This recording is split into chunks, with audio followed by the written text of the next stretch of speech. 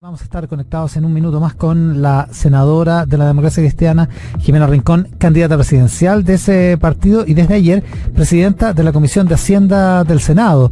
Entiendo que es la primera mujer de centro izquierda que ocupa ese cargo en la que probablemente sea una de las comisiones más importantes del Senado y por lo tanto del Congreso. Jimena Rincón ocupa esa posición desde ayer y ha hecho declaraciones en torno a una agenda para llevar adelante en los proyectos que le parece interesante o importante priorizar, y también por supuesto en los respecto de los temas que esa comisión va a tener que ver de todas maneras, comenzando por los que tienen que ver con la urgencia que le da el gobierno a los proyectos que tienen que en torno a la pandemia. Ya está la senadora Rincón con nosotros. ¿Cómo está, senadora? Buenos días. Hola, buenos días. Con una alergia más o menos importante. Puta, ya, hagamos el empeño entonces. Oiga, déjeme partir por una cosa que vi en la pauta de noticias de hoy, porque usted a las 10 tiene una pauta donde va a presentar la propuesta del bono por hijo y quiere adelantar el pago del bono por hijo nacido vivo a los 60 años y hacerlo de una sola vez para todas las mujeres. ¿En qué consiste exactamente esa proposición? Lo que pasa es que esta es una importante reforma que se hizo en el gobierno, en el primer gobierno de la presidenta Bachelet, en que se reconoció lo que significa la maternidad para el país, para la sociedad, y se estableció el bono por hijo nacido vivo de las mujeres al momento de pensionarse. Uh-huh. Y se estableció que se pagaba primero a partir de los 65 años, no a los 60, y en cuotas mensuales que incrementaban la pensión. Y la verdad es que las cuotas mensuales que incrementan la pensión son bajísimas. Y lo que nosotros estamos planteando es que a partir de la situación que se vive en la pandemia y lo duro que ha resultado, el bono se les pague a las mujeres a partir de los 60 años y de una sola vez, uh-huh. Lo que puede incrementar el ingreso en una suma importante de 450.000 aproximadamente pesos por hijo para cada mujer, lo que no deja de ser importante en esta época de pandemia. ¿Y eso sería universal para todas las mujeres mayores de 60 para arriba, digamos? Que han tenido hijos, obviamente, sí. Que han tenido hijos y que no se han pensionado. A partir de los 60 años, obvio, sí, yeah. Sí. Y obviamente habría que calcular a las que se les está pagando para que se les adelante lo que queda. Perfecto. También a las que se han pensionado. Ya, interesante. Obviamente. Oiga, es interesante porque es el tipo de cosas que están pidiendo la oposición, digamos, que sean bonos universales, digamos, con poco requisito, ¿no? Este es un derecho que tienen todas las mujeres en nuestro país hoy día, que han tenido hijos nacidos vivos y que se pensionan. Y lo que estamos pidiendo es que se cambie su forma de pago y que se les entregue directamente y que se adelante la época en que se paga, no a los 65, sino que a la edad en que se pensionan. Considerando que es una cosa que se adelanta el pago, o sea que son compromisos que el Estado está dejando de tener hacia el futuro. Independientemente de eso, ¿cuánto costaría adelantar el bono? Mira, hay que hacer el cálculo, no lo tengo acá, es una propuesta que estamos haciéndole al Ejecutivo, ¿ya? Y obviamente hay que ver qué significa respecto a las que ya se pensionaron. Tenemos que pedir la información a la Superintendencia de Pensiones, y respecto de las que se van a pensionar, obviamente va a ser un pago en la medida que vaya ocurriendo ese hecho.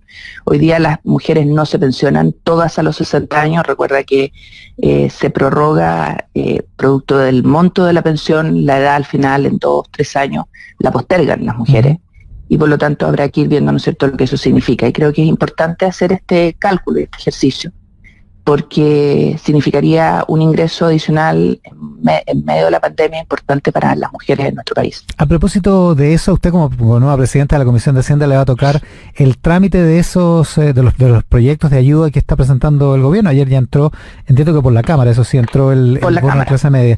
Pero bueno, va a llegar finalmente al hablé con el ministro de Hacienda ayer en la tarde por teléfono. ¿Ya? Le transmití lo que habíamos conversado en la Comisión de Hacienda del día de ayer, que se constituyó y bueno, me eligieron presidenta, y la idea es que pueda o ir a una invitación que le hagamos a una sesión especial del Senado, que ya fue solicitada por mí a la presidenta del Senado, o a una sesión de la Comisión para que nos explique todos los anuncios del presidente en detalle, porque obviamente parece relevante ir avanzando en este trabajo independiente de que los temas entren por la Cámara de Diputados. Claro, porque la idea es sacarlos rápido. Yo supongo que hay disposición, ¿o no, para eso? Absoluta, así lo hemos conversado, así lo he transmitido al gobierno, y lo importante es clarificar los montos, lo que significa desde el punto de vista de la efectividad de las medidas, que este esta expresión, ¿no es cierto?, en la medida que califiquen, que tiene cada anuncio, sea clara, porque si no se vuelve en algo que es imposible de alcanzar por la ciudadanía, y es lo que al final la gente reclama, ¿no? Se hacen los anuncios y al final no le llegan. Por los recovecos y los requisitos. De todas maneras, usted aparece en la tercera hoy diciendo que igual le parece contundente. Bueno, es que suena contundente, de 6.000 millones de dólares. Suena contundente, digo. Sí, ¿no? Sí, o sea, 6.000 millones de dólares es una ayuda más o menos relevante. Es una ayuda importante, pero tal como lo han expresado los distintos colegas, y creo que ayer fue parte del debate en la sala a raíz de las distintas iniciativas que discutimos y aprobamos, suena relevante, pero hay que ver cómo se traduce eso en el camino, porque se va diluyendo. Por ejemplo, el anuncio en materia de salud primaria, 300 millones de dólares, suena relevante, pero cuando uno lo reparte en el país, la verdad es que no es tan relevante, y por eso es importante hacer esta discusión, llevar los números a la realidad y ver en qué se traduce efectivamente. ¿A usted le gustaría que, en el caso de la clase media, el tope no esté en los 2 millones, sino un poco más arriba? Mira, el problema, Iván, de los topes y las pseudo-focalizaciones es que al final se va dejando a mucha gente fuera. ¿Y cuál es el drama? Que es lo que hemos tratado de explicar en todos los tonos al gobierno. Que las personas, profesionales, técnicos, emprendedores, artistas, hacen su contribución todos los días al país, pagando el IVA, pagando sus impuestos, sacando adelante a sus hijos, a su familia, a los adultos mayores, que al final son los hijos los que, ¿no es cierto?, los soportan como corresponde, producto de que las pensiones son muy, muy bajas. Y cuando viene una pandemia, lo que cualquier ciudadano de nuestro país espera es que el Estado responda, lo ayude, lo albergue. Y es lo que no está sucediendo. Y eso es muy dramático, porque muchas personas han bajado dramáticamente sus ingresos o los han perdido, y por el monto de sus ingresos anteriores no califican para las ayudas producto de las focalizaciones que el gobierno ha puesto. Y los dejan fuera. Y ellos tienen que cumplir con sus obligaciones, no solo de los créditos hipotecarios, educación de sus hijos, sino que también con sus obligaciones fiscales, el pago de contribución, el pago de impuestos. Y la pregunta es, ¿qué hacen si no califican dentro de los requisitos que pone el gobierno? ¿Y qué es lo que habría que hacer entonces? ¿Cuál sería la solución técnica? ¿De qué manera? O sea, que no hubiera hacemos tope, ayudas universales para todas y todos, sin este excesivo nivel de focalización que hace que queden fuera.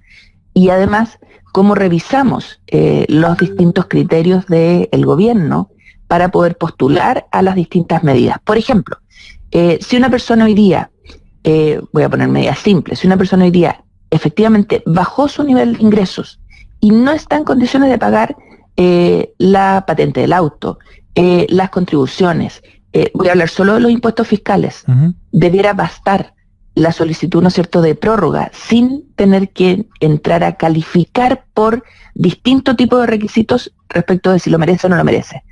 Y eso aliviaría mucho a miles de hogares en nuestro país.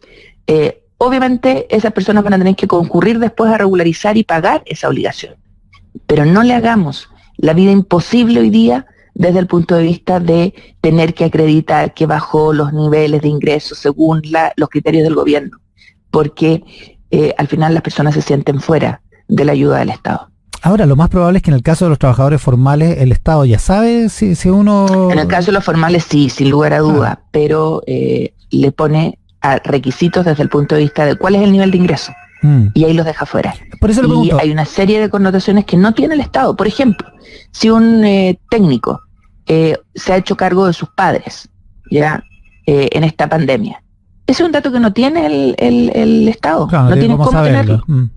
Y tiene más gastos esa persona. Entonces, disminuye por un lado sus niveles de ingreso, no en el monto que el Estado le dice, pero ha aumentado su nivel de gastos. Entonces, creo que debemos buscar formas más simples de poder ayudar a la ciudadanía que se ha tenido que acomodar respecto de lo que era su vida antes de la pandemia a lo que es hoy día. Se va a discutir también, y probablemente termine llegando al Senado, si es que prospera, un nuevo royalty minero y, por cierto, un tercer retiro de fondos previsionales. Dos proyectos que, si no están en la inconstitucionalidad, están rayando en la inconstitucionalidad. ¿Cuál es su opinión respecto de eso, particularmente desde el punto de vista procedimental? Porque Yo no sé si usted está de acuerdo en que realmente los parlamentarios tengan, hacia el futuro, iniciativa parlamentaria, iniciativa de ley en términos, en los temas tributarios. A ver, hay dos temas, uno de seguridad social y otro de corte tributario. Respecto de los de seguridad social, yo soy autora y me acompañan en esa moción José Miguel Insulza, entre otros, respecto de que todas aquellas materias de seguridad social que no arrojen gasto fiscal, los parlamentarios puedan recuperar la iniciativa de ley. Uh-huh. Y creo que eso deberíamos discutirlo, y probablemente va a ser un tema a tratar en la discusión constitucional. Y creo que es importante hacer la distinción, porque si no hay gasto fiscal, creo que debiéramos poder recuperar la facultad legislativa. Respecto de aquellas materias tributarias y de seguridad social, donde hay gasto fiscal, creo que obviamente es un tema que debe mantenerse dentro del sano equilibrio, ¿no es cierto?, de las potestades del Ejecutivo, sin perjuicio de que podamos buscar alguna manera de poder instalar los temas legislativamente con el Ejecutivo, que no sean solo la declaración de inadmisibilidad, sino que al menos tenga el Ejecutivo la obligación de revisarlos y dar respuestas contundentes respecto de por qué no. Ya, o sea, una especie de nuevo balance de poder, digamos. ¿Perdón? Un nuevo balance de poder, digamos, entre el Parlamento y el Un nuevo balance de poder, pero desde el punto de vista de, efectivamente, poder mantener la responsabilidad fiscal, ¿no es cierto?, pero que existe una respuesta contundente del Ejecutivo, de quien gobierna, respecto de por qué no, que hayan argumentos.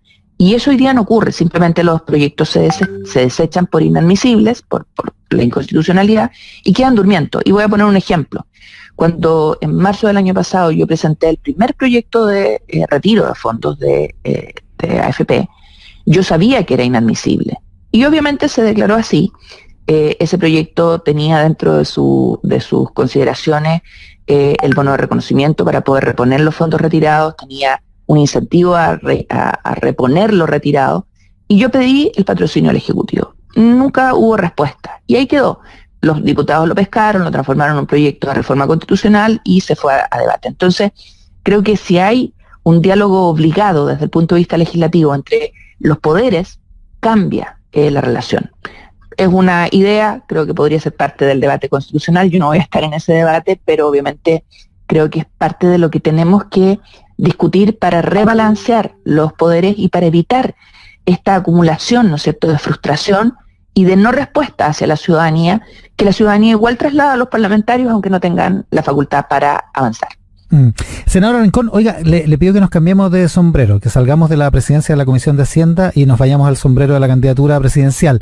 Le quiero preguntar por lo que pasó, por lo que está pasando en San Ramón, particularmente con el candidato alcalde Gustavo Toro, que es de la Democracia Cristiana, que ha recibido amenazas, que ha denunciado toda clase de tropelías en su contra en la campaña, en un ambiente cargado por las acusaciones de narcopolítica, derechamente. ¿Qué le parece a usted todo ese incidente? Mira, la verdad es que es dramático lo que ha vivido Gustavo. Nosotros lo hemos conversado en la Democracia Cristiana, lo hemos conversado largamente con Claudio Rego, nuestro candidato a gobernador regional, y creo que tenemos que en esto ser tremendamente firmes. No podemos seguir avanzando en un tema, o sea, no podemos permitir que se siga avanzando en un tema de narcopolítica, delincuencia, sin tener propuestas.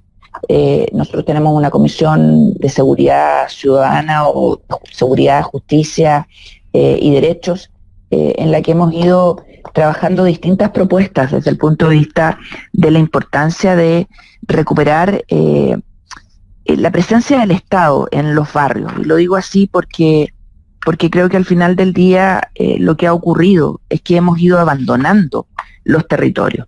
El narcotráfico es uno de los dramas más terribles que afecta a la sociedad, atenta no solo contra la seguridad de las familias, al generar una serie de hechos delictuales como el lavado de dinero, el tráfico de armas, municiones, homicidios, balaceras y violencia, sino que también atenta contra el desarrollo del país. El narcotráfico es crimen organizado y opera a través de la violencia. Lo que ha vivido nuestro candidato a alcalde es de verdad brutal. No solo desde el punto de vista de lo que significa para él, su familia, su entorno, sino que también por lo que significa para la comuna. ¿Y cuán grave, ¿Y cuán grave le parece que haya concejales y militantes del Partido Socialista que se deberían estar aliados y apoyando a Gustavo Toro como candidato de unidad constituyente, apoyando al al alcalde Aguilera, que ahora va como independiente? Políticamente hablando, ¿cuán grave le parece eso?